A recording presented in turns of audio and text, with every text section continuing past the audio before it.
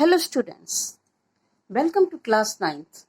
We are going to discuss our English worksheet today.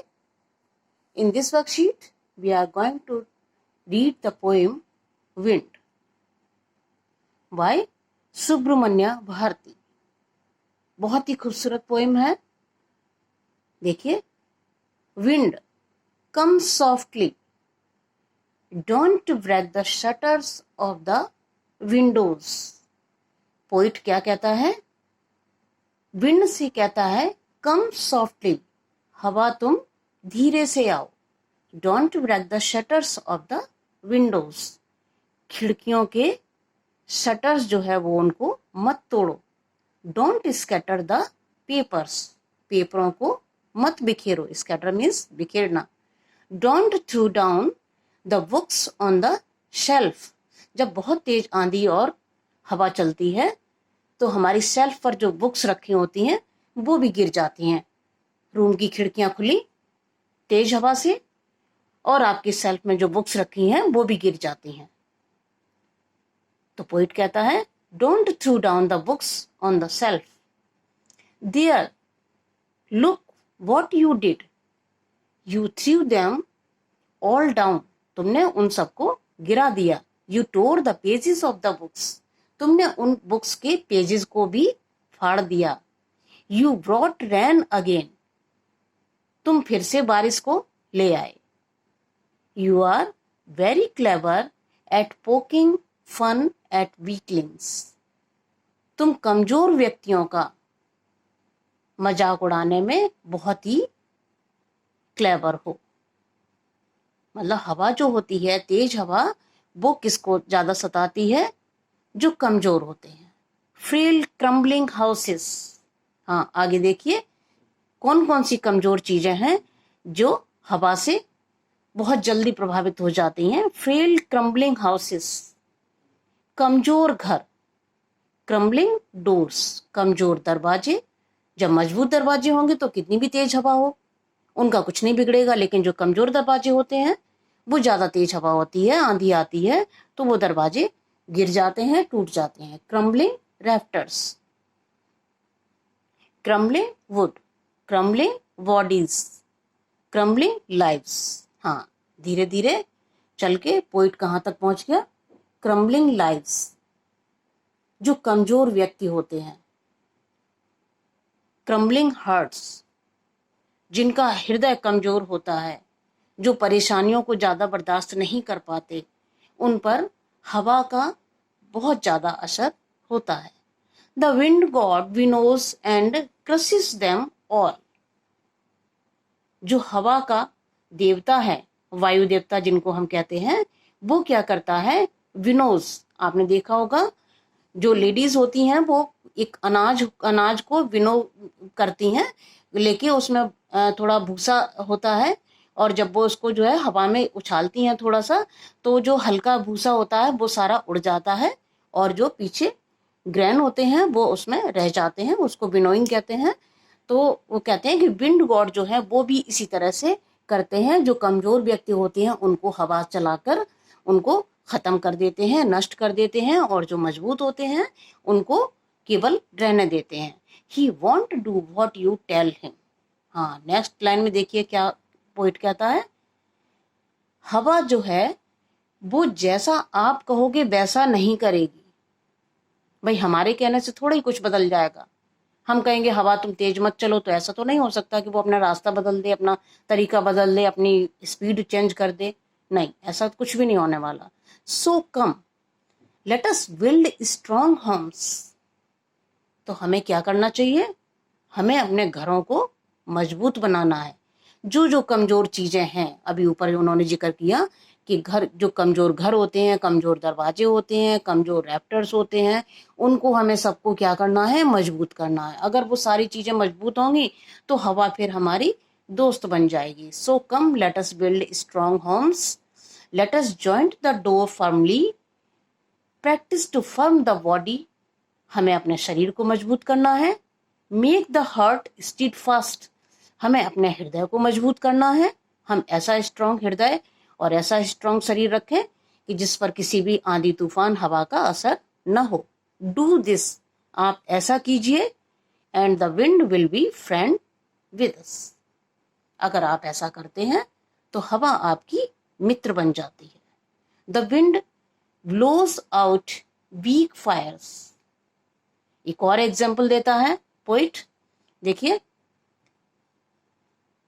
जब हम कमजोर कोई आग जलाते हैं, आप एक कैंडल जलाते हैं और वहां थोड़ी सी हवा चलती है, थोड़ा सा हवा का झोंका आता है और वो कैंडल बुझ जाती है, तो कमजोर फायर जो होती है वो हवा बुझा देती है। He makes strong fires roar and flourish.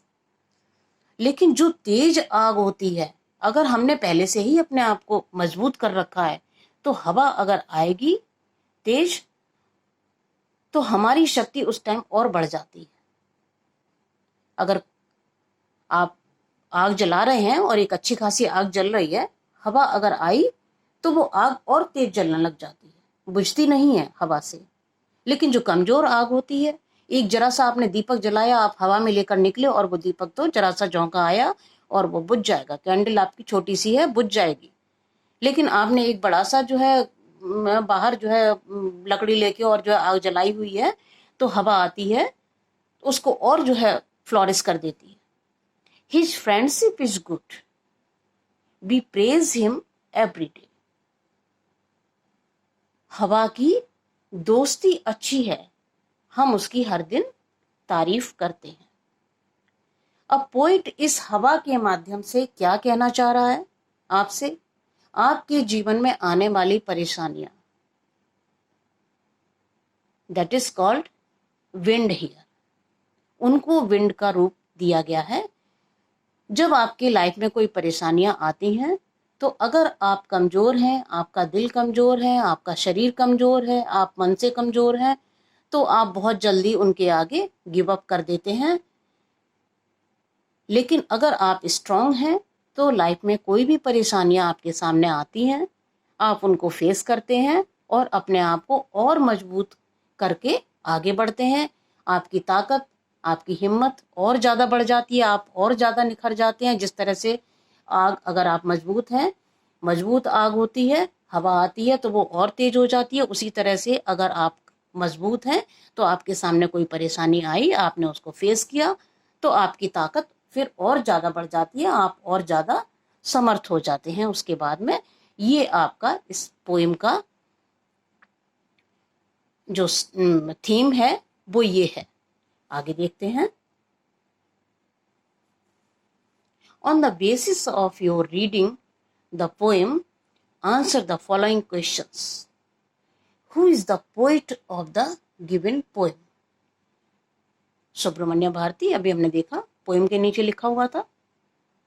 Next, the rain, breeze, thief, wind scattered the papers and threw down the books on the shelf.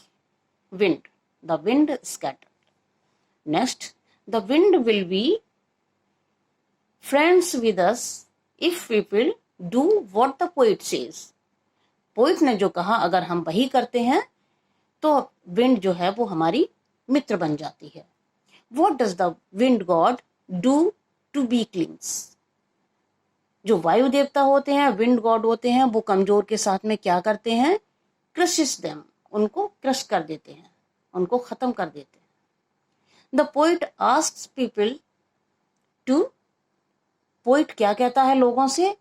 Build strong homes, firm the body, make the heart steadfast, all of them. एक आपका option है all of them. तो ये शुरू में जो 3 चीजें हमने देखी, पोइट हमसे ये सब करने के लिए कहता है। Build strong homes, firm the body, make the heart steadfast. तो हम लास्ट वाला ऑप्शन चूज करेंगे, all of them. The wind blows out, कौन सी वाली आग को बुझा देता है? Weak. And makes strong fire roar and flourish. तो सेकंड वन हमारा ऑप्शन होगा। फर्स्ट में वीक आएगा और दूसरे में स्ट्रॉन्ग आएगा।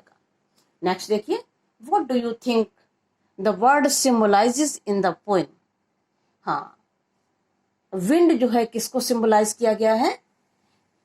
Difficulties, challenges, hardships, all of this. आप ऑल ऑफ दिस चूज कर सकते हैं क्योंकि इन्हीं सब का जिक्र पोइट करना चाह रहा है विंड के थ्रू आपसे। डिफिकल्टीज, चैलेंजेस एंड हार्डशिप्स, इनसे अगर हम दोस्ती कर लेते हैं तो हमारे लिए ये सब चीज़ें बहुत आसान हो जाती हैं। हमें इनका डटकर मुकाबला करना चाहिए, इनको फेस करना चाहिए। The poet suggest we should face the challenges. किस तरह से करना चाहिए हमें अपनी चैलेंजेस को, किस तरह फेस करना चाहिए? Bravely, rarely, carelessly, cordially. Bravely, हमें अपने चैलेंजेस को बहादुरी से मुकाबला करना चाहिए। And stay firm in difficult situations. Next and last one, which word is the synonym of unwavering in the poem? Unwavering, that cannot be moved, जिसको हिलाया ना जा सके अपनी जगह से, that is called unwavering. So steadfast is the word. इस तरह से आपकी वर्कशीट कंप्लीट हो गई, इसको कर लीजिए। Thank you so much, have a nice day.